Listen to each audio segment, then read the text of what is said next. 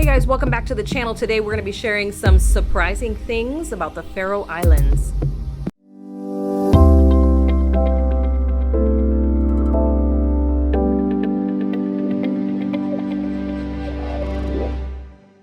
Alright, so one of the things right out of the gate is that Faroe Islands is a really diverse community. They have over 77 different nationalities on the islands altogether, and there is definitely a shortage of women.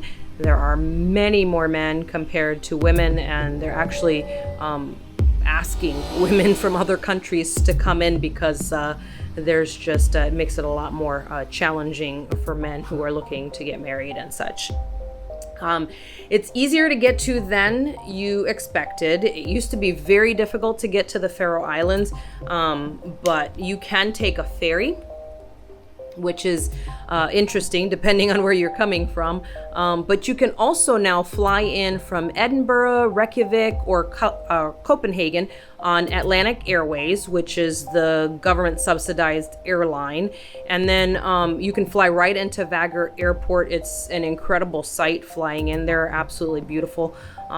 So make sure that you check that out because those flights are definitely doable now. It used to be you could only come in from Copenhagen or could only take a ferry, but like I said, now you can fly in from Edinburgh and from Reykjavik, which is actually where we came from. We flew in Atlantic Airways from Reykjavik. Unlike other outdoor adventure destinations, wild camping is illegal on the Faroe Islands, so make sure you keep that in mind as you are traveling. Sometimes there are big distances between the destinations and between the islands, so calculate for that. You have to always account, of course, for the changes in weather that come very quickly there, and that's going to obviously take that into account when you're accounting for travel time as well. There are 3 main attractions in Faroe, and that's the Kjalar Lighthouse at Kalsoy in Trolanes, Lake Sigurðardalur on Vagar, and Møllfossur Waterfall in Gásadalur. I know I didn't pronounce all of those right, but stay with me. Those are the main attractions that people come for, but there is so much more. Keep in mind when you're going to some of these attractions, some of these are on private property, so you are going to have to pay a fee in order to be able to hike to these different ones, these different attractions. So just keep that in mind, and the costs do change from year to year depending on if they have a lot of tourists or a few tourists. So just know that it could cost anywhere from $20 to $70 or more or less.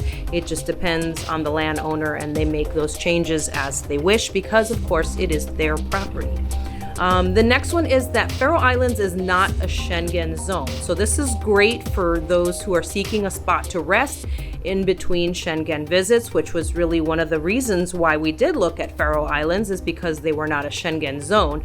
So also keep in mind that this is a problem for those who may need a visa or who think they're coming there because they're in Schengen and that they'll be allowed to come in, and sometimes that becomes a problem for them. So look into that and which countries do not require a visa and which do, because again, it is not a Schengen zone. The next thing to keep in mind is that there is only one cell phone company on all of the islands that runs on all the islands. So you're not going to be able to use your regular service on the island, even if you have an international plan.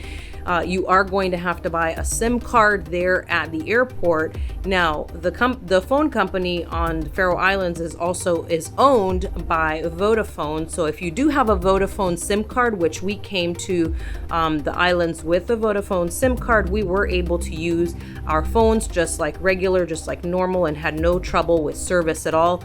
But if you do not have Vodafone, and you're not originally from Faroe and don't have their cell phone company, you are going to have to purchase a SIM card, and it's easy and inexpensive. You can do it right there at the airport once you come out from your luggage claim area. I fell in love with a photo I saw of Saxon, and I instantly thought that the color had to have been enhanced in Photoshop. I thought there's no way that anything could be this green. And I was wrong, of course. It turns out the colors are even more vivid in person. So just be prepared for the feast for your eyes that you're going to see. If you're a photographer, this is an incredible place for you to take pictures. So bring as much equipment as you can, because you are definitely going to want to take a million pictures at the Faroe Islands. Do not go in high season. The roads to some of the sites are only one lane and are really windy, so it can be a real nightmare if you're stuck in the traffic with a bunch of other tourists and it's lined up, and like I said, in a lot of places it's only one lane and you're having to mess around and drive around and wait for sheep in the road. And of course the locals are still trying to, you know, go on about their lives, so that complicates things for them. So try to avoid going to the Faroe Islands in high season. The next one is that you can only buy up to 2.8% alcohol in the grocery store. The only other place you can get alcohol is at the stores, the special stores that they have, the liquor stores. But there's very few of those on the island, so you're not just going to run into them. And you can't, obviously, like I said, buy them at the grocery store or convenience store. The very best thing to do is to purchase alcohol at the duty-free shop at the airport upon landing, and you'll have it with you. That's the very best thing to do and the cheapest thing to do. And then public transportation is actually free. So if you want to ride the bus, you can hop on the bus, ride it around the city or from city to city or island to island, because this transportation is actually subsidized by the government.